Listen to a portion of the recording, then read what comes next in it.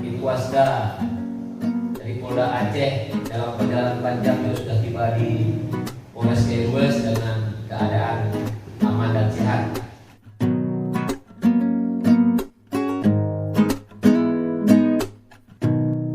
Pertama-tama saya ucapkan terima kasih kepada Bapak Polres, Awaka, seluruh jajaran baik yang terlibat langsung dan tidak langsung. Kami atas penyambutannya mulai dari